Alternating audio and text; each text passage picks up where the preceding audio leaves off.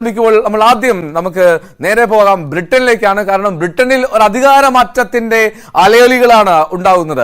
ചരിത്ര ജയവുമായി 14 വർഷത്തിന് ശേഷം ലേബർ പാർട്ടി അധികാരത്തിലെത്തുമെന്ന് എക്സിറ്റ് പോൾ ഫലങ്ങൾ വ്യക്തമാക്കുന്നു. ലേബർ പാർട്ടിക്ക് 410 സീറ്റുകൾ ലഭിക്കുമെന്നാണ് പറയുന്നത്. ലേബർ പാർട്ടി നേതാവ് കെയർ സ്റ്റാർമർ അങ്ങനെ പ്രധാനമന്ത്രിയാകും. ഇന്ത്യൻ വംശജനും പ്രധാനമന്ത്രിയുമായ ഋഷി സുനക് നയിച്ച കൺസർവേറ്റീവ് പാർട്ടിക്ക് വൻ തിരിച്ചടി ആണ് ലഭിച്ചതെന്നും എക്സിറ്റ് പോളുകൾ പ്രവചിക്കുന്നു. സുവി വിശ്വനാഥൻ ഈ വാർത്തയുടെ വിശദാംശങ്ങളുമായി ചേരുന്ന നമ്മോടൊപ്പം. സുവി, 131 സീറ്റുകളിൽ കൺസർവേറ്റീവ് പാർട്ടി ഒതുങ്ങുമെന്നതാണല്ലോ എക്സിറ്റ് പോൾ ഫലങ്ങൾ.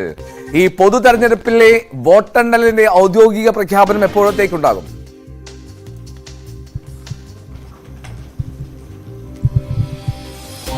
എൽദോ, ബ്രിട്ടനിൽ പൊതുതെരഞ്ഞെടുപ്പ് കഴിഞ്ഞു. എക്സിറ്റ് പോൾ ഫലങ്ങൾ ഇപ്പോൾ വന്നിരിക്കുന്ന ഒരു സാഹചര്യമാണ് ഉള്ളത്. എക്സിറ്റ് പോളിൽ തന്നെ നമ്മൾ കഴിഞ്ഞ ദിവസം തന്നെ പറഞ്ഞിരുന്നു, ഇത്തവണ ഒരു ചരിത്ര വിജയം ലേബർ പാർട്ടിക്ക് ലഭിക്കാനുള്ള സാധ്യതയുണ്ട് എന്ന് നമ്മൾ നേരത്തെ തന്നെ പറഞ്ഞിരുന്നു. ആ സാഹചര്യം തന്നെയാണ് ഇപ്പോഴും നിലനിൽക്കുന്നത്. ലേബർ പാർട്ടി അധികാരത്തിലെത്തും എന്നാണ് എക്സിറ്റ് പോൾ ഫലങ്ങൾ പറയുന്നത്. 410 സീറ്റ് ലേബർ പാർട്ടിക്ക് ലഭിക്കും എന്നാണ് പറയുന്നത്. കഴിഞ്ഞ 14 വർഷമായി കൺസർവേറ്റീവ് പാർട്ടിയായിരുന്നു ജയിച്ചുകൊണ്ടിരുന്നത്. എന്നാൽ ഇത്തവണ ഈ കൺസർവേറ്റീവ് പാർട്ടിക്ക് വലിയ തിരിച്ചടി നേരിടും എന്നും എക്സിറ്റ് പോൾ സർവേ ഫലങ്ങൾ പറഞ്ഞിരുന്നു. അതിനുശേഷം വന്ന ഇപ്പോഴത്തെ എക്സിറ്റ് പോൾ ഫലങ്ങളിലും കൺസർവേറ്റീവ് പാർട്ടി തിരിച്ചടി നേരിടുന്നു എന്ന വിവരം തന്നെയാണ് നമുക്ക് പങ്കുവയ്ക്കാനുള്ളത്. 131 സീറ്റുകളിൽ മാത്രമാണ് ഇപ്പോൾ കൺസർവേറ്റീവ് പാർട്ടി വിജയിച്ചിരിക്കുന്നത് എന്നാണ് എക്സിറ്റ് പോൾ ഫലങ്ങൾ പറയുന്നത്. അതേസമയം വോട്ടെണ്ണൽ പുരോഗമിച്ചുകൊണ്ടിരിക്കുകയാണ്. ലേബർ പാർട്ടിക്ക് 2 സീറ്റുകളാണ്.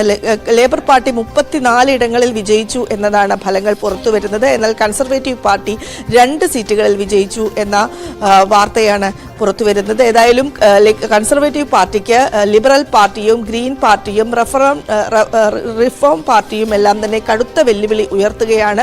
ഋഷി സുനക് ഒരു നിർണായകമായ ഘട്ടത്തിലാണ് ഈ തെരഞ്ഞെടുപ്പ് പ്രഖ്യാപിക്കുന്നത്. ഹൗസ് ഓഫ് കോമൺസിലേക്കുള്ള 650 അംഗങ്ങളിൽ നിന്നാണ് പ്രധാനമന്ത്രിയെ തെരഞ്ഞെടുക്കുക. ഈ 650 അംഗങ്ങളിൽ 326 ലഭിക്കുന്നവർക്ക് ഭൂരിപക്ഷം ഉണ്ടാകും. ലേബർ പാർട്ടിക്ക് ഇത്തവണ ആ ഒരു ഭൂരിപക്ഷം കിട്ടും എന്നാണ് ലേബർ പാർട്ടി അംഗങ്ങൾ വിശ്വസിക്കുന്നത്.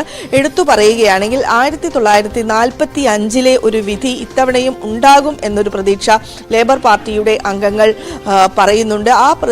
അതായത് അന്ന് വിൻസ്റ്റൺ ചർച്ചിലായിരുന്നു കൺസർവേറ്റീവ് പാർട്ടിയെ നിയന്ത്രിച്ചിരുന്നത്. അതിനു പകരം മറുപക്ഷത്തിന് വലിയ ഒരു അട്ടിമറി വിജയം തന്നെ ലഭിക്കുകയുണ്ടായി. അതുപോലെ തന്നെ ഇത്തവണയും 1945 ജൂലൈ 5 പോലെയുള്ള ഒരു സാഹചര്യം തന്നെയാണ് നിലനിൽക്കുന്നത്. ഇത്തവണയും ഒരു അട്ടിമറി വിജയം ലേബർ പാർട്ടിക്ക് ഉണ്ടാകും എന്നാണ് ലേബർ പാർട്ടി വൃത്തങ്ങൾ പറയുന്നത്. എക്സിറ്റ് പോൾ ഫലങ്ങളും അത് തന്നെയാണ് സൂചിപ്പിക്കുന്നത്. ബ്രിട്ടനിൽ ഒരു അധികാര കൈമാറ്റം വരുന്നു. 14 വർഷത്തിന് ശേഷമാണ് ഈ ഒരു അധികാര കൈമാറ്റം വരുന്നത്. ലേബർ പാർട്ടി 410 സീറ്റുകൾ വിജയിക്കും. നമ്മൾ എടുത്തു പറയുന്ന ഒരു സാഹചര്യം, ഒരു പ്രത്യേക സാഹചര്യം എന്താണെന്ന് വെച്ചാൽ, ഈ ബ്രിട്ടന്റെ ചരിത്രത്തിൽ എക്സിറ്റ് പോളുകൾ തെറ്റിയ ഒരു സാഹചര്യം ഇതുവരെയും ഉണ്ടായിട്ടില്ല. അതുകൊണ്ട് തന്നെ ബ്രിട്ടനിൽ ഒരു അധികാര കൈമാറ്റം ഉണ്ടാകും എന്ന് നമുക്ക് ഉറപ്പിച്ചു പറയാവുന്ന ഒരു സാഹചര്യം തന്നെയാണുള്ളത്.